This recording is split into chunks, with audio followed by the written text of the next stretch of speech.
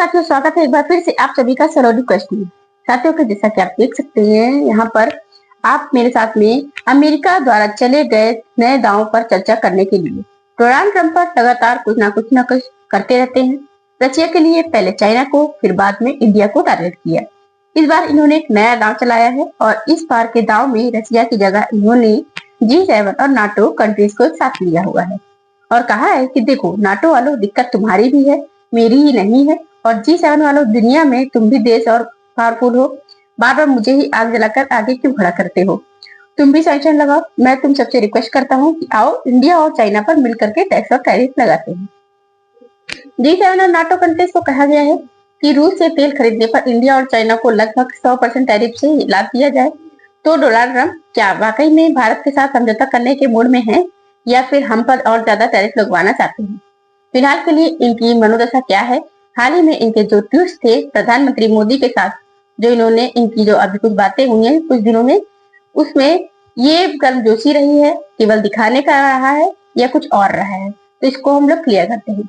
अब अचानक Trump world के अंदर जैसे मसीहा बनकर निकल जाते हैं और नहीं करते, इसकी क्यों जरूरत पड़ी इनको सेशन लगाने के लिए? अब देखिए इनका हम लोग विश्लेषण करते हैं। फिलहाल हेडलाइन यही है कि यूएस ने अब कहा है G7 पार्टनर से कि आप भी सैंक्शन लगाओ इंडिया और चाइना पर। नाटो कंट्रीज से भी कहा है कि रशिया से तेल खरीदने पर इंडिया और चाइना के को पनिश करिए। देखिए यदि ये दोनों तरफ एक तरफ हो जाते हैं, ये यूरोपियन कंट्रीज और नाटो, तो देखिए भारत और चीन पर किसी भी प्रकार का प्रतिबंध लगाते हैं तो निश्चित ही बाजार पर इनका असर होगा। जब इस तरह की बातें हो रही हो तो स्टॉक पर इसका सीधा असर दिखता है कि आप देख सकते हैं ये हमारे G7 की बात हो रही है और नाटो कंट्रीज के साथ ट्रंप की बातचीत ताजा होती है। हाल ही में डोनाल्ड ट्रंप के एडमिनिस्ट्रेशन में G7 कंट्रीज से कहा कि आप सब मिल करके चीन और भारत के ऊपर टैरिफ लगाने का प्लान करो और ये टैरिफ थोड़ा बहुत ना हो, 100% तक टैरिफ लगाने की बातचीत कही है। ये बात कब हुई? तो इस बात को जब ट्रंप ने प्रशासन में G7 कंट्रीज को कहा तो G7 कंट्रीज ने आपस में इस फ्राइडे को, जैसा कि यानी परसों के दिन, इस तरह से ये कहा कि भाई ट्रंप कह रहे हैं, हम लोग इसके साथ क्या कर सकते हैं। ये फाइनेंशियल टाइम्स की खबर है, न्यूज के थ्रू आप देख सकते होंगे। इसमें लिखा है कि US G7 impose up to 100% tariff China India over Russian oil. तो ये निकल करके खबर आती है।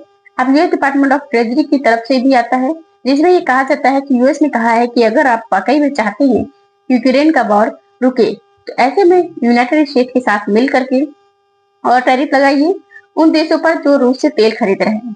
इसके लिए उन्होंने बकायदा secretary president of ambassador Greece, जो कि बकायदा G7 की डील करने के लिए अपॉइंटमेंट है, उनसे कहा है कि अगर रशिया यूक्रेन डील ये रुकवाना चाहते हैं तो इस मतलब रुकवाना चाहते हैं तो इनसे कहिए कि आप खुद G7 के जैसे कि कंट्रीज खुद भी रशिया से तेल खरीदने पर इंडिया और चाइना पर सैंक्शन लगाइए, टैरिफ लगाइए, इनके ऊपर भी परसेंटेज में टैक्स लगा दीजिए। साथियों ये है जीवन शैली G7 कंट्रीज। अगर मैं दुनिया की मोस्ट पावरफुल कंट्रीज की एक साथ बात करूं तो उनमें G7 कंट्रीज का नाम लिया जाता है। जब भी G7 की कर बात करें तो इंडिया, चाइना, रशिया इनको नहीं देखते हो। इससे ये समझ में आता है कि ये G7 पार्शियली पावरफुल है। हालांकि ये सभी पावरफुल है लेकिन वर्ल्ड में एब्सोल्यूट पावरफुल तो नहीं है। लेकिन हाँ, इन्हें कह सकते हैं कि ये अमेरिकी विचारधारा वाले दुनिया के सबसे पावरफुल देश हैं, जिसमें Canada, France, Germany, Italy, Japan, UK और यूएस शामिल है। इसके अंदर ही पहले रूस शामिल हुआ करता था। जब से रूस ने यूक्रेन के क्रीमिया पर कब्जा किया उसे इससे निकाल दिया गया। तो ये G7 तब से चला आ रहा है। G7 से बड़ा ग्रुप ऑफ 20 है जैसा कि नेशंस है, इसमें भारत भी शामिल है। तो भारत को जब शामिल किया जाता है तब ये G7 G20 कंसीडर कहलाता है। बात नाटो की आती है। यहाँ पर ट्रीटी ऑर्गेनाइजेशन हमने बहुत बार पहले भी बताया है, फिर एक बार बता देते हैं। नाटो असल मायने में जब सेकेंड वर्ल्ड वॉर खत्म हुआ तो अमेरिका और सोवियत रूस के बीच में जो विचारधारा की लड़ाई थी उसमें अमेरिकी विचारधारा का समर्थन करने वाले लोगों ने अमेरिका के साथ में एक पैक्ट साइन कर लिया, या समझिए कि एक तरह से गठबंधन कर लिया कि अमेरिका अगर आपको जैसे कि आपकी तरफ किसी ने नजर उठाकर देखी तो हम उसके साथ युद्ध करेंगे मिलकर के, उस पर कोई नजर नहीं उठा सकता, जैसा कि अमेरिका पर। ऐसा करते हुए अब तक 32 देशों का एक समूह बन चुका है जो अमेरिका की विचारधारा का समर्थन करता है और सोवियत रूस के खिलाफ एकत्रित होकर के, एकजुट होकर के संघर्ष करने के लिए तैयार रहता है, अब युद्ध के लिए तैयार रहता है। हालांकि सोवियत रूस 1991 में खत्म हो चुका था। सोवियत रूस सोवियत रूस जो कि अब बचा उसमें कौन सा देश है, एक लास्ट, ये 15 देशों का एक समूह था, उसमें से एक लास्ट देश बचा है जैसा कि रूस। अगर यूक्रेन की बात करें तो यूक्रेन का भी इसमें यही मैटर था, क्योंकि यूक्रेन यही कर रहा था कि सोवियत संघ रूस, जैसा कि हम बता चुके हैं आपको, 1991 में खत्म हो गया है। इसके चलते अब इस नाटो की कोई प्रसंगता नहीं बचती, लेकिन फिर भी नाटो आज भी एक्सेप्ट करता है और अब ये अपने दुश्मन अपनी मर्जी से ढूंढते हैं, जैसे फिलहाल चाइना और इंडिया को बनाने की बात की जा रही है। इनसे भी ट्रंप ने सीधा कहा है। ट्रंप ने बाकायदा इस बात पर ट्वीट मार दिया और कहा कि देखो, अगर आप लोग चाहते हैं कि रशिया यूक्रेन वॉर रुके तो नाटो कंट्री 32 देश हैं, ये सब तय करे कि इन्हें भी चीन और भारत के ऊपर प्रतिबंध यानी सैंक्शन लगाने चाहिए। इस तरह से इन्होंने कहा कि I am ready to measure sanction on Russia when all NATO nations have agreed and started to do same thing and when all NATO nations stop buying oil from Russia। एक तो सभी नाटो देश Russia से oil खरीदना बंद करिए और खुद मिलकर के उन देशों पर भी प्रतिबंध लगाइए जो रूस से तेल खरीद रहे हैं, तभी यूक्रेन के खिलाफ जो हो रहा ये संघर्ष है वो रुकेगा। अच्छा, इसमें इंटरेस्टिंग बात ये आती है कि ट्रंप ने सही मायने में नाटो देशों को ये याद दिला दिया, क्या याद दिलाया, कि तुम लोग मुझे कहते हो कि मैं इन देशों पर प्रतिबंध लगाऊं, बार बार मुझे पूछने आते हो कि इंडिया पर तो प्रतिबंध लगा दिया, चीन पर कब लगाने जा रहे हैं। अरे भाई, तो ये जंग केवल मेरे अकेले की तो नहीं है। अब ट्रंप को ये बात समझ में आई है, तो ट्रंप बार बार अब ये G7 और नाटो देशों को याद दिला रहे हैं कि ये मेरी अकेले की युद्ध मेरी नहीं है। रशिया यूक्रेन की जो जंग है, इस बात पर ट्रंप ने 4 महत्वपूर्ण बातें कही, जिसमें पहली थी कि मैं ज्यादा सैंक्शन लगाने के लिए तैयार हूँ, लेकिन साथ साथ नाटो सैंक्शन को जो खुद रूस से तेल खरीद रहे हैं उनको रुकना चाहिए। नंबर दूसरा, NATO should impose 50 to 100% tariff on China to be lifted once Russia Ukraine war end. बोले इनके ऊपर चाइना वालों पर नाटो तुम खुद भी टैरिफ लगाओ। तीसरा, ये युद्ध मेरा नहीं है, ये बाइडेन और जेलेंस्की था। भला हो, अब ये जो बाइडेन जेलेंस्की बोल रहे हैं, पहले ये मोदी जी का युद्ध बोल चुके थे, तो ये ट्रंप का युद्ध तो नहीं है। तो जिसके लिए अगर आप मुझे पकड़ के लाते हो और अगर नाटो ऐसा नहीं करता, तो फिर मतलब अगर नाटो ऐसा नहीं करता है आप जैसे आप बोल रहे हो, तो युद्ध तुरंत रुक जाएगा और बहुत सी जान बच जाएंगी। तो ट्रंप के इन सारे ट्वीट्स का सार निकल कर ये आता है, कुल मिलाकर के ट्रंप ने अपना जो बर्डन है वो शिफ्ट कर दिया है G7 और नाटो कंट्रीज पर, ये कहते हुए कि देख लो भाई, अगर तुम चाहते हो कि अमेरिका ही शहीद होता रहे तो ऐसा तो नहीं चलने वाला। आप लोग भी मेरे साथ मिलकर के आगे चलो और मिलकर के इन देशों के ऊपर सख्त कार्रवाई करो। आज आपको ये जानते हैं कि नाटो के बहुत से देश ऐसे हैं जो रूस से खुद तेल खरीदते हैं, और ऐसे में ट्रंप को ये बात इन दिनों भारत ने एहसास करा दी है कि आपने भारत पर प्रतिबंध भले ही लगा दिया हो कि हम रूस से तेल खरीद रहे हैं, चलो सेकेंडरी सैंक्शन के नाम पर हम भारत को लपेटते हैं, लेकिन इससे बेइज्जती आपकी ही हुई है, क्योंकि जो आपके पक्ष के लोग हैं यानी नाटो जो मेंबर्स हैं वो खुद भी रूस से तेल खरीदते हैं, गैस खरीदते हैं और आप खुद यूरेनियम खरीदते हैं। तो दुनिया प्रोसेस्ड यूरेनियम खरीदते हैं, तो इसमें एनरिच्ड यूरेनियम खरीदते हैं। ऐसे में आप भारत पर प्रतिबंध लगा करके जो यूक्रेन के पक्षधर होने का दिखावा कर रहे हो, इसमें आपको ये पूरी सीख लेनी चाहिए। अगर आप वाकई में प्रभावित देश एकजुट हो जाएंगे तब तो सॉरी चीजें रुक जाएंगी सारी जैसा की, लेकिन अब अपने स्वार्थ के हिसाब से काम किए जा रहे हैं। आप सभी अच्छे से जानते हैं, रशिया यूक्रेन जब युद्ध हुआ उस समय अमेरिका ने बाइडेन राष्ट्रपति हुआ करते थे, बाइडेन ने तब भी नाटो कंट्री से कहा था कि देखो, यूक्रेन चाहता है कि आप लोगों को साथ में ज्वाइन कर ले, लेकिन इसी का पनिशमेंट रशिया इसको दे रहा है। लेकिन आप लोग अगर इसे फिलहाल युद्ध के समय ज्वाइन नहीं करा सकते, भाई यूक्रेन को पिटाई क्यों हुई थी जैसा कि आप जानते हो। उसके पीछे का एकमात्र कारण था क्योंकि जेलेंस्की का मन था कि वो यूरोपियन यूनियन ज्वाइन करे और नाटो ज्वाइन कर ले। ट्रंप पुतिन ये कहा करते थे कि जैसा कि जेलेंस्की कुछ भी करो, नाटो ज्वाइन मत करना, क्योंकि मैं नहीं चाहता कि जिसको निर्माण मेरे विरोध में हुआ है वो मेरे बॉर्डर पर आकर के बैठ जाए, तुम्हारे इस चीज की सजा तुम्हें मिलेगी। और यही कहते हुए पुतिन ने जेलेंस्की की मतलब यानी कि यूक्रेन के खिलाफ चढ़ाई कर दी। अब इस पूरी कहानी में अमेरिका तब रूस से जो है, तब उसके टाइम रूस के खिलाफ इतना नहीं था जैसा कि, और ना ही वो भारत के खिलाफ था। आपको याद होगा जब रशियन ऑयल की बात निकल करके आई थी तो बाकायदा अमेरिका ने ये कहा था तेल खरीदते रहो आप, लेकिन जैसे कि डॉलर की बात कही थी कि डॉलर में 60 प्रति बैरल से खरीदता रहा, ऐसा बोला था कि आप इतना खरीदो, लिमिट में खरीदो। इस तरीके से भारत ने सस्ता तेल खरीद करके वर्ल्ड के अंदर तेल को महंगा नहीं होने दिया।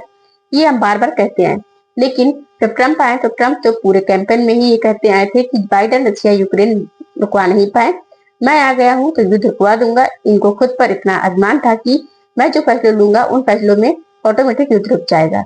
इसी फैसले की जो चाहत थी इनको, इसकी तो बाकी देशों ने, चाहे फिर वो यूरोपियन यूनियन के देश हो या G7 कंट्रीज हो, चाहे नाटो कंट्रीज हो, सब जाके ट्रम्प को एहसास दिलाए, हिल्ले हिलाई आप कर सकते हो ये काम, आप कर दो। तो जैसे एक बच्चा क्लास का दूसरा नहीं होता है कि जिसको बहुत ज्यादा इस बात का क्रेज होता है कि मैं कर सकता हूँ, मैं बोल सकता हूँ टीचर के सामने, मैं सबसे आगे हूँ, मैं मतलब बहुत ज्यादा तेज हूँ, इस तरह से। तो ऐसे ट्रम्प को चढ़ा दिया गया, इन लोगों ने चढ़ा दिया, नाटो वालों ने। उसके बाद ये जैसे कि G7 कंट्रीज हो, सबने चढ़ा दिया, आप कर सकते हो, आप कर सकते हो। भाई साहब ये आगे निकल पड़े। इन्होंने सबसे पहले भारत को लपेट लिया, भारत के ऊपर 50% टैरिफ की घोषणा कर दी। अब जब भारत पर टैरिफ की घोषणा हुई, इससे उनकी पूरे देश में बदनामी होना शुरू हुई। इनके ही देश के लोग, इनकी पार्टी के लोग, इनको समर्थक जो है इनके विरोध में होने लगे। इस बीच में भारत ने इनको और मदद दिखा दिया। कैसे? ट्रम्प एक तरफ भारत के विरोध में फैसले ले रहे थे और भारत इनके खिलाफ जाकर के रूस और चाइना के साथ बहुत ज्यादा नजदीकी SCO बैठक में बैठ गए। इस बात को ट्रम्प ने मान लिया और इन्होंने ताजा जैसा कि 12 सितंबर को एक न्यूज में वीडियो में बोला भी था, जिसमें ये खुद इस बात को स्वीकार कर रहे हैं कि ये मेरे लिए आसान काम नहीं था और ऐसा करके हमने भारत के साथ पैदा कर लिया है। यानी कि हम दोनों के बीच में जो मतभेद पैदा हो गए हैं, ये ट्रम्प ने खुद से स्वीकार किया है कि भाई मैंने इस तरह से करके खुद का नुकसान कर लिया है और भारत अमेरिका के संबंधों को पूरी तरह से खराब कर लिया है। और इस बात को ट्रम्प को एहसास हुआ कि इन लोगों ने तो मुझे चढ़ा दिया, चढ़ाने से मेरा एक अच्छा मित्र था, हमारे साथ रशिया में एक दोस्ती निभा रहा था, कंट्री था, इंडो पैसिफिक बढ़िया अलग से था। इसको मीटिंग में मतलब बात करते हैं कि भारत का मतलब साउथ जो है, साउथ में एक ऐसा ही देश था, भारत था, जो हमारा मित्र था अच्छे से, उसको हमने खो दिया है। इस बात के बाद जब इन्हें एहसास हुआ तो इन्होंने रिश्ते बहाल करने का प्रयास किया, कोशिश की। हाल ही में दिनों में आपने देखा होगा कि भारत के प्रधानमंत्री की तरफ से ट्वीट भी आपने देखे होंगे। तो फिर इनको समझ में आया कि अब इनमें अपने जो प्रति हुई उम्मीदों को हटाने का तरीका क्या है। तो इस तरीके को इन्होंने ऐसे इजाद किया कि मैं ही क्यों टैरिफ लगाऊं, तुम लोग भी टैरिफ लगाओ ना। अभी ताजा मैंने जैसा कि आपको बताया था, यूरोपियन यूनियन से कह रहे थे कि तुम भारत पर 100% टैरिफ लगाओ। वो जानते हैं कि यूरोपियन यूनियन देश भारत पर टैरिफ नहीं लगा सकते, ये इनको उकसा रहे हैं, तुम भी लगाओ, तुम भी लगाओ। तो इस बार बार बार कह के ये पूरा सेशन किया था, जैसे कि मैंने आपको बताया था कि जब ट्रम्प ये कह रहे हैं कि यूरोपियन यूनियन देशों से कि तुम भी टैरिफ लगाओ, सही मायने में वो अच्छे से जानते हैं ये टैरिफ लगा नहीं सकते। और केवल नहीं लगा सकते क्यों? इसका मतलब ये है कि इनको केवल ये याद दिलाया जा रहा है कि बेटा तुम टैरिफ लगा नहीं सकते, तुम नहीं लगा सकते, तो अब मुझसे भी मत कहना कि मैं कुछ एक्शन लूं उसके खिलाफ। ऐसे ही नाटो कंट्रीज को इन्होंने पकड़ा, नाटो कंट्रीज को पकड़ करके सेम बात कही कि तुम भी टैरिफ लगाओ। ये जानते हैं कि नाटो कंट्रीज खुद रूस से तेल ले रही है, खरीद रही है, खुद के हितों को कंट्रोल कर रही है उसी से, रूस से। इसी पर अमेरिका के इकोनॉमिक्स का मुझे बहुत बढ़िया ट्वीट मिला, मैं आपको बता दूं कि उन्होंने कहा कि अब इस बात से ये समझ में आता है कि Trump is looking for another excuses not to place serious sanctions on Russia. मतलब इस बात से ये साफ प्रतीत होता, क्लियर होता है कि ट्रम्प ने अब ये एक्सक्यूज दे दिया है कि मैं रशिया पर प्रतिबंध क्यों नहीं लगा सकता। नाउ दी सैंक्शंस और कंडीशनल ऑन नाटो कंट्रीज। क्यों? क्योंकि जब उनसे कह दिया है तुम भी ऐसा करो, तो फिर ये खुद को अब बचा करके निकाल पाएंगे। There is no chance that all NATO countries will ever agree to stop by law. मतलब ऐसा संभव है ही नहीं कि जैसे कि जो सारी कंट्रोल नाटो कंट्रीज है रूस से तेल खरीदना बंद कर दे। कुल मिलाकर के ट्रम्प को इतने दिनों में हीरा बनाए हुए थे ये लोग, हीरो। तो मैं जैसे कि एक क्लास का स्टूडेंट होता है जो हीरो बन के घूम रहा था अभी तक, अब उसका सब कुछ क्लियर हो चुका है। इनको लगा कि हमारी तो जैसे कि पिटाई हो चुकी, अब क्या करें। तो ऐसे में फिर इन्होंने सबसे पहले क्या किया, तुम भी साथ चलाओ तो हम भी चला रहे हैं, तुम भी पटाखा चलाओ, इस तरह से बात की है कि मैंने तो सैंक्शन लगा दिया, तुम भी सैंक्शन लगाओ। नाटो और G7 कंट्री से कहा है ट्रम्प ने कि तुम लोग मिल करके हमारे साथ साथ दो। ये बिल्कुल वैसे ही था जैसे क्लास के स्टूडेंट इनको उकसाए हुए थे कि भैया कर दो कर दो। जैसे दिवाली में पटाखा आप ही चला दो, तो ये चला दिए। इनको लगा कि हमारे तो पिटाई हो जाएगी, आप क्या करें। तो ऐसे में फिर इन्होंने सबसे कहा बेटा तुम मुझसे कह रहे थे पटाखा जलाने को, तुम भी साथ आओ, तुम भी ये सब करो। तो तुम नहीं चलाओगे क्योंकि तुम फुटने से डरते हो। तो ऐसे में इन्होंने ये दाव चला।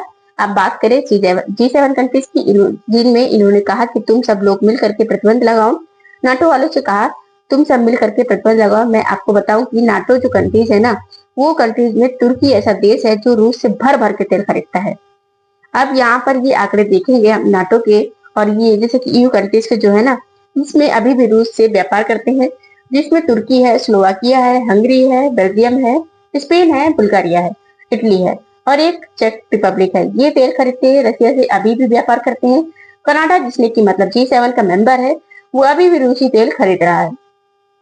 अब अलग अलग बदले हुए हैं, जैसे कि ऐसे जो यूके है वो रशियन ऑयल रिफाइनरी से तेल खरीद रहा है। इस तरीके से घुमा फिरा करके ये खरीद रहा है। ऐसे फ्रांस भी रशियन ऐसे गैस भी खरीद रहा है, परचेज कर रहा है। अमेरिका खुद एनरिच्ड यूरेनियम परचेज कर रहा है। एक तरीके से ये सब देश बिजी है रूस के साथ व्यापार करने में, और रूस का व्यापार इन सब G7 कंट्रीज से बढ़िया चल रहा है।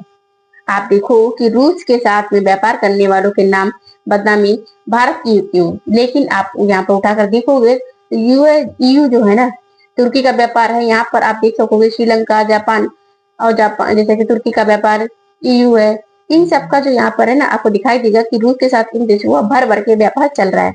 कुल मिलाकर ये बात क्लियर हो जाती है कि रूस के साथ व्यापार ये लोग कर रहे हैं। ट्रंप ने अब रिवर्स चाल चल दी है और कहा है कि तुम भी करो तो जाने। इसका सेंस समझ में आ रहा है कि सेंस केवल इतना है कि ट्रंप अब भारत की दोस्ती करना चाहते हैं, उसकी तरफ आगे बढ़ना चाहते हैं भारत की तरफ। भारत से अगर मित्रता करने निकले तो औरों का मुंह कैसे चुप कराना है, तो G7 का ये तो इन्होंने एक ही बार में पलट दिया। अब बात करते हैं G7 की, तो इन्होंने लपेट लिया है अच्छे से इनको।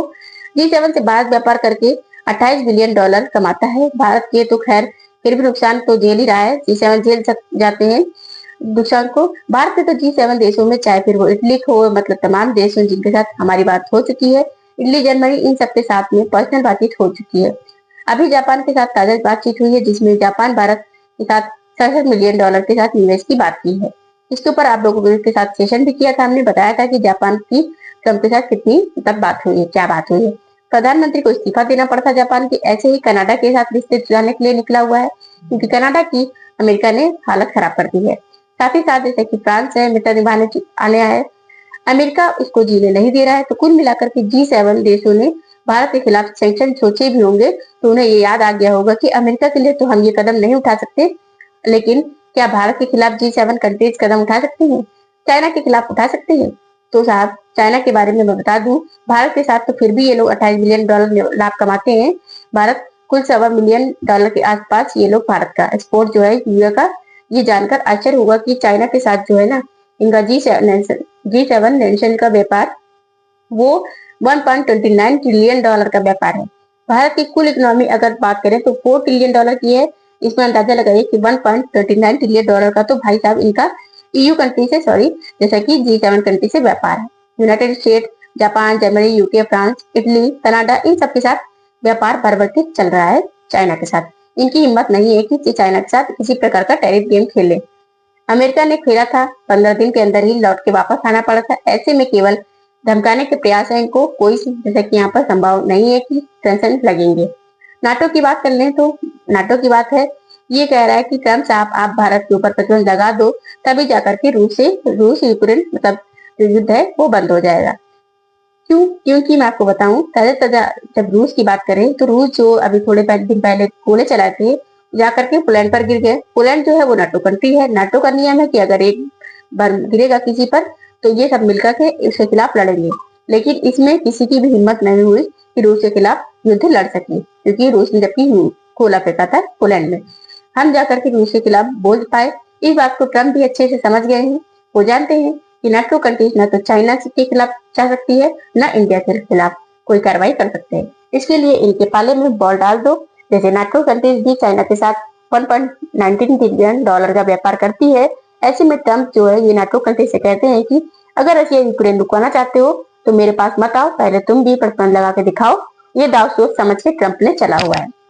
इनका उद्देश्य स्पष्ट है कि बेटा एक बार अगर तुम लोग इस पर करने निकले तो पीछे स्वतः ही हट जाओगे, और मेरे ऊपर जो मोरल ऑब्लिगेशन तुमने लगा रखा है कि यूक्रेन का युद्ध रुकवा दो, यूक्रेन का युद्ध रुकवा दो, तो वो यूक्रेन का युद्ध स्वतः ही मेरी जिद से दूर चला जाएगा।